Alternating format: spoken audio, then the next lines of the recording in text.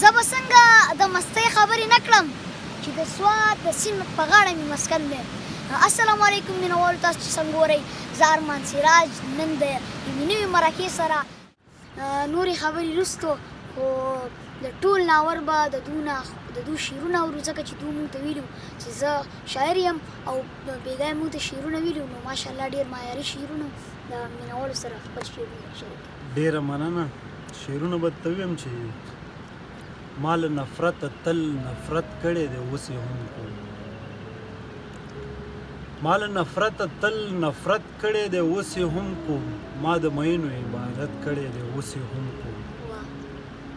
زه بت پرست نه یم چې کاڼو ته سجدې لګوم. زه بت پرست نه یم چې کاڼو ته سجدې لګوم. د یو خدای مې عبادت کړی دی، اوس یې هم کوم. بس یو دنیا او دولت نه و، نور ډېر څه مې لرل. بس یو دنیا او دولت نه و، نور ډېر څه مې لرل. په ډېرو زړو مې سلطنت کړی، اوس یې هم کوم. د هر ظالم په خلاف هر وخت راوتلی یم، د هر ظالم په خلاف هر وخت راوتلی یم. مخکې مې هم مزاحمت کړی، اوس یې هم کوم. ستا د نظر لاندې چې نه راتلم، ستا ګناه وه، ستا ګناه وه. ما خو ژوندون ستا په مالت کړی، اوس یې هم کوم.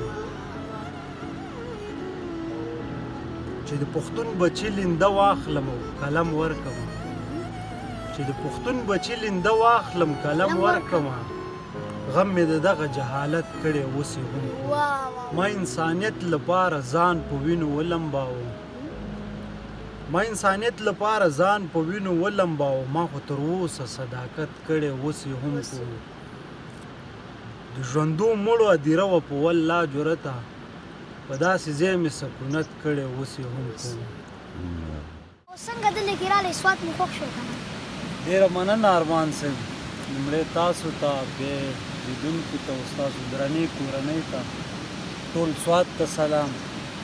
او د دې خلکو مینه خلوص بالخصوص تاسو دا د هېرولو نه ده. څومره مینه چې موږ ته راکړله دا د هېرولو نه ده. الله دې ستاسو قدر وکړي، الله هم سورلړي لره آباد اوسئ.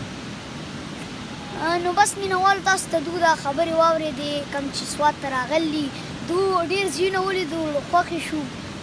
سوات ډېر ښکلی دی.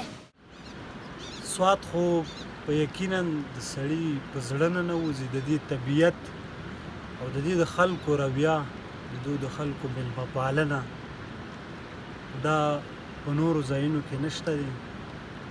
موږ ګرځېدلي یو په هر ځایونو کې، خو یقینا دومره محسوس چې څومره په سوات کې کېږي د دغه شیونو هغه نشته.